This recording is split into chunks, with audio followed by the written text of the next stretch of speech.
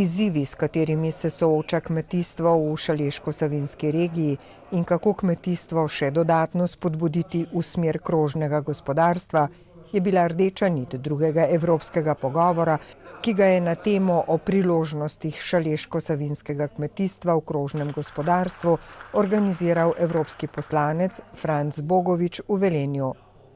Na pogovoru so svoje poglede, izkušnje in dobre prakse predstavili direktor podjetja Simbio in predsednik Slovenske ljudske stranke magister Marko Zidanšek, prokuristka podjetja Bokri Eva Štraser, direktor kmetijske zadruge Šaleška dolina Ivan Drev, sadjar in predsednik mestnega odbora SLS Velenje Dani Gradišnik, direktor Kmetijsko-gozdarskega zavoda Celje Stanko Jamnik in predsednik Obrtno-podjetniške zbornice Slovenije Branko Meh.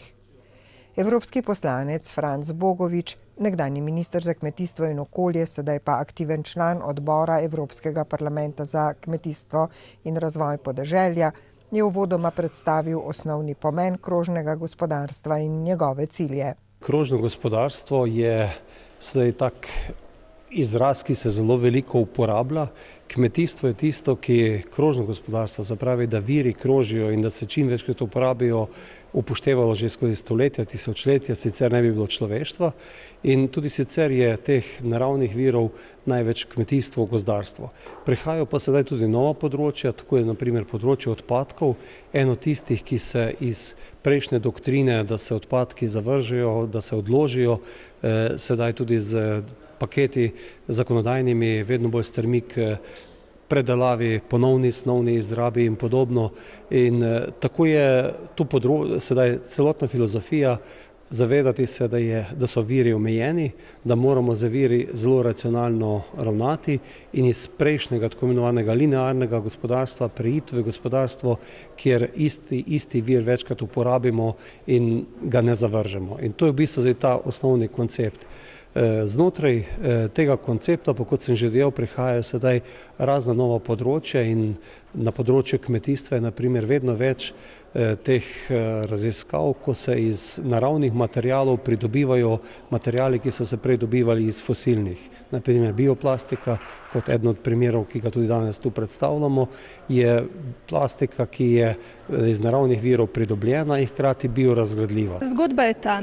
Mi smo razmišljali, na kak način samem plastiko spraviti na trg in smo hitro ugotovili, da sami milončki to ne bo šlo. Zato smo iskali variante, kako se bioplastika predela.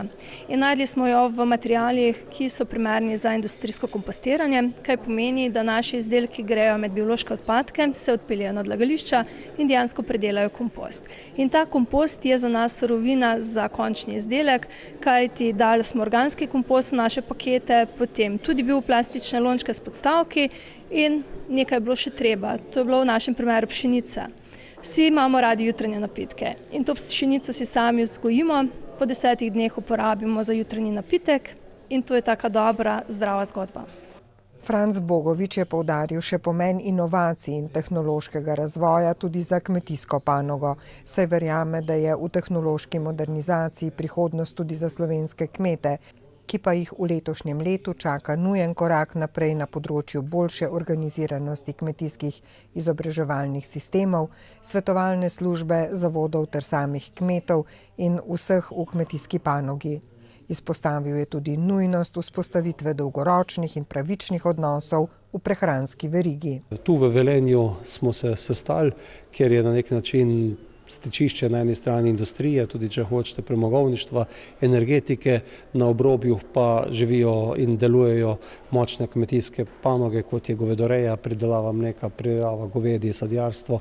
In ena od stvari, ki je tudi sodi v ta krog teh krogov, so tudi te kratke verige. V tem primeru se pravi poiskati sobivanje mesta in podeželja z kratkimi verigami na nek način ne ustvarja dodatnih, ne vem, če hočete, toplogrednih plinov na eni strani, na drugi strani pa čim bolj približati potrošnika in proizvajalca, da bo na koncu za neko približno isto ceno tudi potrošnik lahko s tem prihodkom preživel. Kot primer dobre prakse po eni strani krožnega gospodarstva, kot tudi vzpostavitve prehranske verige, se je predstavila kmetijska zadruga Šaleška dolina. Kmetijstvo nasploh, predvsem v naši zadrugi, smo tukaj predvsem na ekološkem delu, seveda sadjarstvo kot tako, kot naša panoga. Razvijamo vse te zgodbe napredne, da proizvedeš najprej proizvodnjo jabolk in pa kasneje tudi v samo predelavo, da prideš s končnim produktom do potrošnika, vse v nekem skupnem sklopu.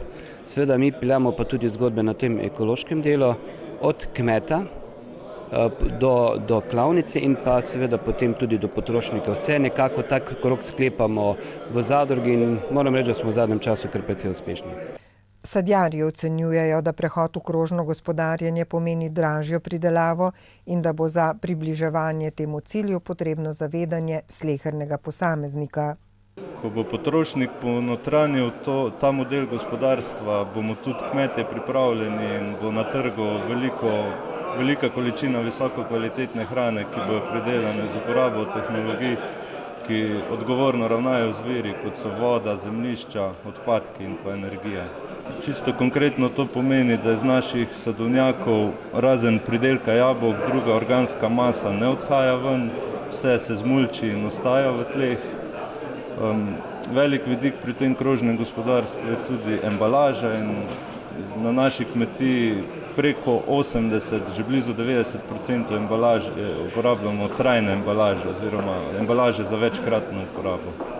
Dobre prakse krožnega gospodarstva kot dobri in odgovorni gospodarji podpirajo tudi v Slovenski ljudski stranki. Zato si prizadevajo tudi za oblikovanje razvojno usmerjenih politik, ukrepov in praks za zmanjševanje emisij toplogrednih plinov, da bi ublažili podnebne spremembe. To je nuja naše prihodnosti. Vse tudi včasih najlepši primer recimo krožnega gospodarstva je prav ravnanje z odpadki, to je en tak del. In ker smo v preteklosti v bistvu vse odlagali, zdaj v bistvu, in to je tudi zgledna regija, glede to, da smo v tej regiji prvi zgradili center za ravnanje z odpadki, da zdaj na koncu odlagamo 10% tistega, kar bom rekel kot odpadke zberemo, vse ostalo pa v bistvu recikliramo, dobimo reciklate, ki se ponovno uporabijo v proizvodnji, en del tega pa seveda tudi snovno potem izkoristimo kot oziroma energetsko za energetske potrebe. Franc Bogovič je na Evropskem pogovoru v Velenju predstavil tudi svojo vizijo za slovensko kmetijstvo v letošnjem letu, kjer vidi potrebo po krepitvi družbene sprejemljivosti kmetijstva, pri čemer morata okoljska in kmetijska stroka ter praksa voditi več dialoga v smeri doseganja skupnih trajnostnih in hkrati gospodarskih ciljev. Zato krožno gospodarstvo kot model povezovanja v kmetijstvu, kot nov ekonomski model razpira priložnosti za povezovanje in sodelovanje med različnimi deležniki s ciljem maksimiziranja vrednosti izdelkov in storitev, kar bo prispevalo k čim manjši izrabi naravnih virov ter ustvarjalo pozitivne družbene in okoljske učinke.